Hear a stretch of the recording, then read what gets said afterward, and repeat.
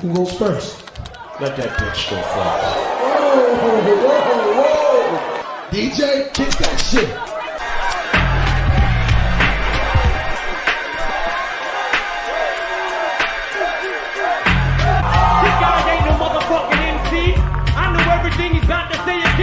So we're talking about Amon-Ra St. Brown. He's looking pretty good. Do you think he's the real deal? No, I felt like I was all impressed because I was reading these great stats of his. Did you know he's all the way up to let's see here, what's that? 692 receiving yards. Oh, so he's basically like what Wes Welker, Julian Edelman were, but not as good. If I have a start 11 in a league, I'm happy. I can start him. If I have a start 9, he'll never start. But I mean, look.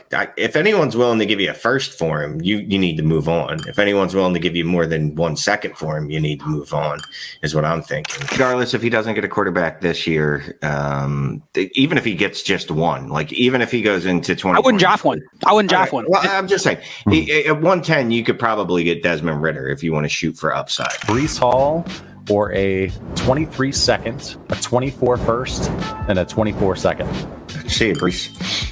Taking the pick package all day. Really no other target competition. 37th in the league in market share of all pass catchers. So that's not terrible, but it's not anything that blows you away. It's not bad for a rookie, but we're talking like 18.8%. So it's nothing that you just are like, that's going to translate to just being a dominant asset going forward. But I think he's definitely a sell with where his value is going to go. I almost think you could go to a team that has the 101 or the 102. I would rather add the 104 and Cooper Kupp. Go up to the 101, take Malik Willis, and take the big swing that he becomes a stud. You know what I mean? One of our listeners just mentioned on Twitter earlier in the season, he traded Jonathan Taylor for Breece Hall in the first. Nice. Then he traded Breece Hall for Deshaun Watson or something to that effect. You just keep moving it around to an asset that's less volatile. You pivot down for 2 shots is what you do. Okay.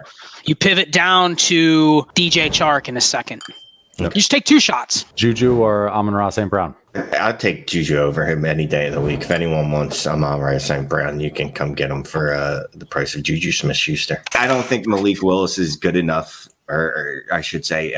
he's Trey Lance or Justin Fields. He's as good as those guys. I don't think he is. I'll tell you right now, if I could trade Cooper Kupp for Trey Lance and something, which I probably think I could do. I also traded him for Jameson Williams and Paris Campbell, but that was kind of just a throw-in. I feel like this is his absolute ceiling, though. Like everything is broken right for him, and this is the best he can do. Would you rather have Amon-Ra St. Brown or Michael Carter? Carter, running back.